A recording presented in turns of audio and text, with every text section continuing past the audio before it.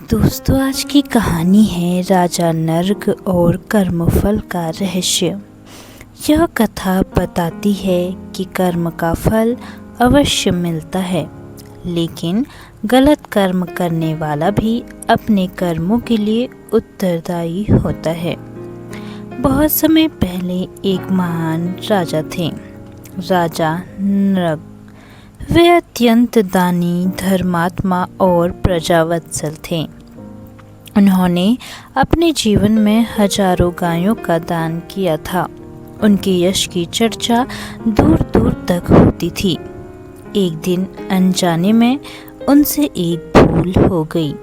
एक ब्राह्मण को दान में दी गई गाय भटक कर फिर राजा की गौशाला में आ गई। राजा को इसका पता नहीं चला और वही गाय दूसरे ब्राह्मण को दान में दे दी गई। जब पहले ब्राह्मण ने अपनी गाय दूसरे ब्राह्मण के पास देखी तो विवाद खड़ा हो गया। दोनों ब्राह्मण उस गाय को अपना बताने लगे। राजा नर्ग ने बहुत विनती की, हे विप्नो, मुझसे यह भूल अनजाने में हुई है। मैं इसके बदले हजारों गायें देने को तैयार हूँ। लेकिन दोनों संतुष्ट नहीं हुए। विवाद बढ़ गया और अंततः वे दुखी होकर चले गए। समय बीता, राजा नर्ग का देहांत हुआ और वे धर्मराज के सामने पहुँचे। धर्मराज ने कहा, राजन, तुम्हारे पुण्य असंख्य हैं, लेकिन एक छोटा सा दोष भी है। पहले पुण्य फल भोगना चाहते हो या पाप फल? राजा ने उत्तर दिया, पहले पाप फल भोगना चाहता हूँ। तुरंत वे एक विशाल गिरगिट के रूप में एक सूखे कुएं में गिर पड़े। सैकड़ों वर्ष बीत गए। एक दिन श्री कृष्ण के पुत्र खेलते खेलते उस कुएं के पास पहुँचे।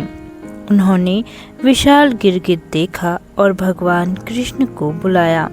श्री कृष्ण वहां आए और उन्होंने अपने हाथ से उस गिरगिट को स्पर्श किया। उसी क्षण वह दिव्य रूप धारण करके राजा नर्ग बन गया।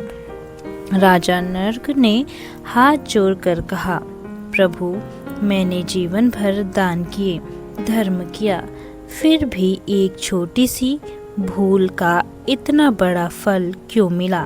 श्री कृष्ण मुस्कुराए और बोले, राजन, धर्म का नियम बड़ा सूक्ष्म है।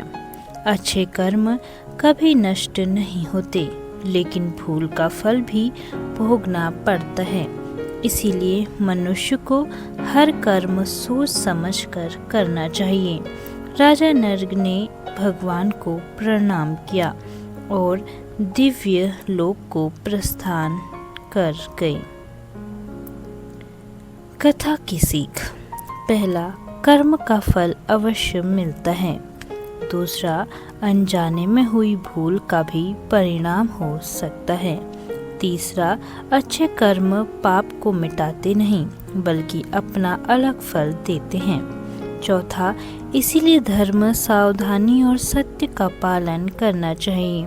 पांचवा, किसी को कष्ट देने वाला यह कहकर नहीं बच सकता कि यह तो उसके कर्मों का फल था, क्योंकि वह स्वयं भी अपने कर्मों का फल भोगेगा।